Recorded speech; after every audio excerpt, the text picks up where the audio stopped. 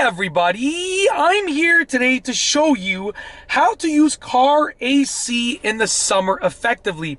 I'll be going over the basics of being the most effective user of the air conditioning in your car. If you want to cool down a car quickly and just allow it to really get that air conditioning in there, this is going to be the video for you.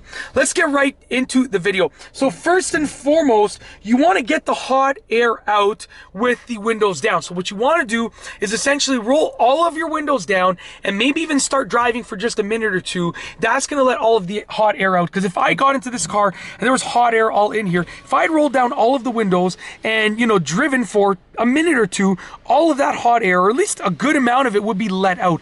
When you first get into your car, and it's a hot day, it's going to feel like a sauna. It's going to be so hot, and for you to just crank that air conditioning is not going to be as effective with all of that hot air in there. So with that being said, you want to really start off by getting all of the hot air out. So just roll all of the windows down and just start driving for a minute or two. Then what you want to do is roll all of your windows up.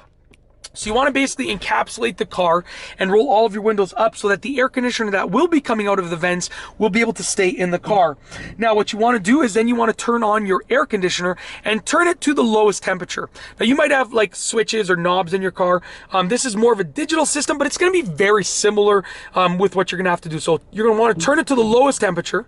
Okay, then you're going to want to turn on your air conditioner. So I'm going to go, some cars will just have a button. In this, you have to go to the climate control. I'd rather just have a button, to be honest with you. And then you're going to have to click AC on. So you're going to turn on your air conditioner, okay? Then what you're going to want to do is turn your fans to the highest setting and turn the setting to the foot and the face mode.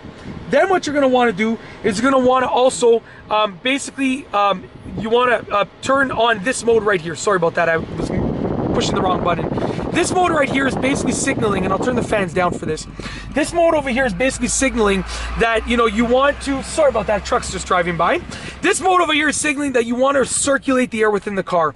If you have it on, not on this mode, then it's going to draw the hot air in from outside, convert it to cold air, and send it in continually. If you have it on this mode, it's going to cool down the air much faster, simply because it's just recirculating that cold air conditioning air in the car and making it even colder. So with this mode, this is the key factor. With this mode right here, you're really gonna allow yourself to get the maximum coldness in your car for the air conditioning.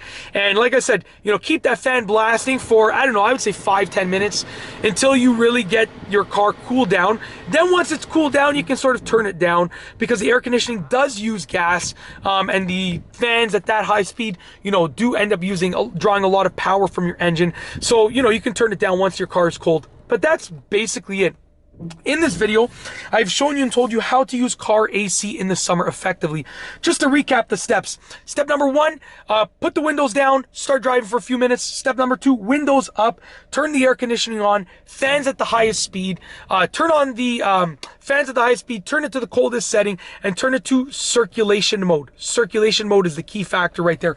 That's usually what it's going to look like, give or take. It's going to show the air sort of circulating within the car. And that's it. If you liked the video, be sure to give it a thumbs up. Let me know what you think down below as a comment. And of course, be sure to subscribe for more great car and driving videos just like this one. And that's all I have for you today.